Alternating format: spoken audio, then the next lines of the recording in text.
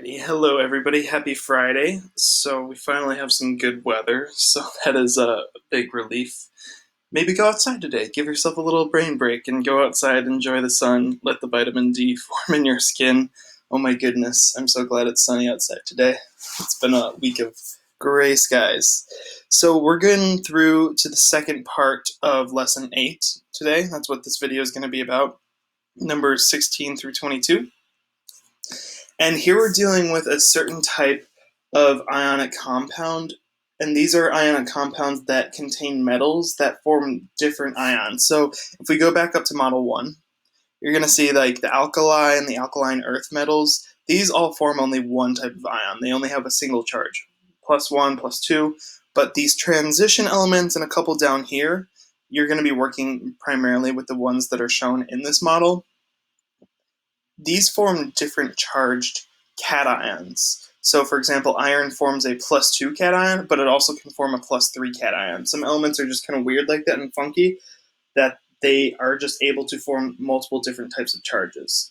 So when we're thinking about how to write chemical formulas for that and how to write chemical names, it really, really matters for these elements, the ones that form multiple cations, their exact charge, because when we're forming an ionic compound with nickel, well, is it nickel 2 or nickel 3? Nickel 2 plus, nickel 3 plus. We have to know how to figure that out. So now we have Model 3, and we have this sort of it's showing us these chemical formulas and their chemical names. And we see that, hey, this has copper, but this also has copper. And here it says copper 1 oxide, but here it says copper 2 oxide. Clearly there's a difference, right? Same for the other elements. So just 16 and 17, you're going to be just looking at that model, answering the questions. But number 18, personally, I think is misleading because it's asking you to do the numerals. So the Roman numerals, these are those things. So if you don't know how to read Roman numerals, the 1I is 1, II is 2, III is going to be 3, and then IV is going to be 4. So if the I comes before the V, that's 4. And then V by itself, if it doesn't have an I, that's 5. That's all you're going to need. The charges aren't going to be higher than that. I think this is misleading because it's asking you, like, okay, is it related to the number of cations or anions? Really, this Roman numeral has to do with charge. You can answer the question, you can choose to skip it. I mean, the way you're going to be able to tell is by seeing the amount of anions and totaling their negative charge. And that's going to tell you a lot about the Roman numerals. But for 18, I'm okay if you skip it because it's a misleading question.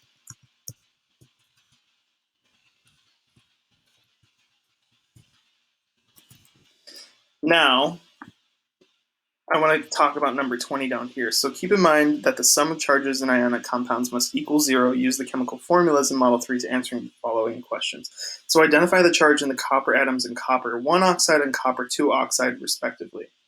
So we need to figure out the charge. So we know that oxygen will always have a -2 charge. That's one thing that stays always, always, always the same.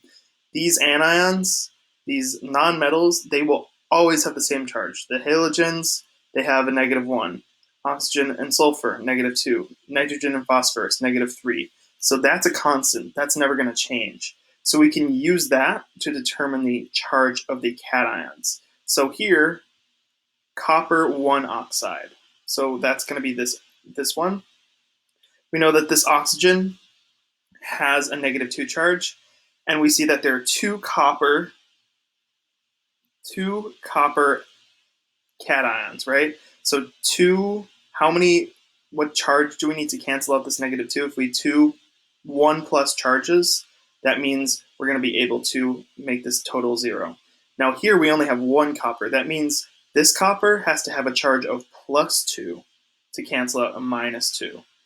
So that's the difference here. Are you seeing that pattern? So the 1 indicates the charge of the cation, the 2 indicates the charge of the cation. If we go up to this model here, we see that copper forms a +1 and a 2 plus cation. So that makes sense.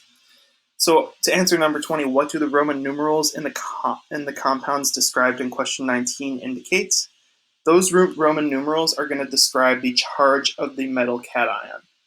That's it. That's it. So here, if it's tin 2, we know that this tin has to have a +2 charge. If it's tin 4, that means that this tin has to have a +4 charge. Same for all these. The Roman numerals just describe how big the charge of the cation is. So the Roman numerals described, they indicate the positive charge of the metal cation and how many positive charges are present. So it can be copper 1 plus 1, copper 2 plus 2, tin 4, that's plus 4. So let's do an example. Down here, you're just going to be practicing charge on a cation and naming. Same here. Like here, you're going to determine if it forms only one ion or if it forms multiple ions, depending on what the metal is. For this, you can use Model 1 to determine, okay, does this form one cation or does it form multiple cations? But we're just going to go through this example because I think it's a trickier one and I want you to see how to do it. So we have iron 2, oxide 3. So iron oxide, but we need to figure out, we know that it's going to form multiple different types of cations, right? So iron 2 oxide. So we know that oxygen always has a -2, and there are 3 -2 charges.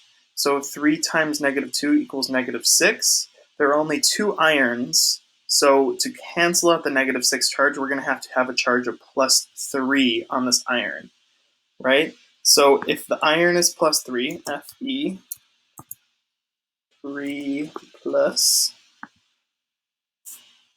then the name is going to be just Roman numerals for 3. So iron, and then in parentheses, I, iron 3 oxide. There you go. That's it. So we're using the charge of the anion, figuring out what is the total negative charge in the ionic compound, and then from there kind of figuring out, okay, if that's the total negative charge, what does the charge on this metal have to be for it to balance out the negative charge? And in this case, it would be 3. So I hope this video was helpful. If you want more practice or have questions, email me. I am happy to make more videos showing more examples, but I want you to just get a taste. I'd say the more you practice, the easier it's going to get. And make sure you're being aware, like calcium, for example, it only forms one ion, so it's going to be calcium bromide right here. Something that's going to form multiple different types of ions is going to be something like tin. Tin can form a +2 or +4, and because this is a -1 chlorine and there are 2 of them, we know that this is tin 2 chloride. All right? Have fun with the practice. Hopefully it's going all right, and please email me if you would like my help. I will see y'all later.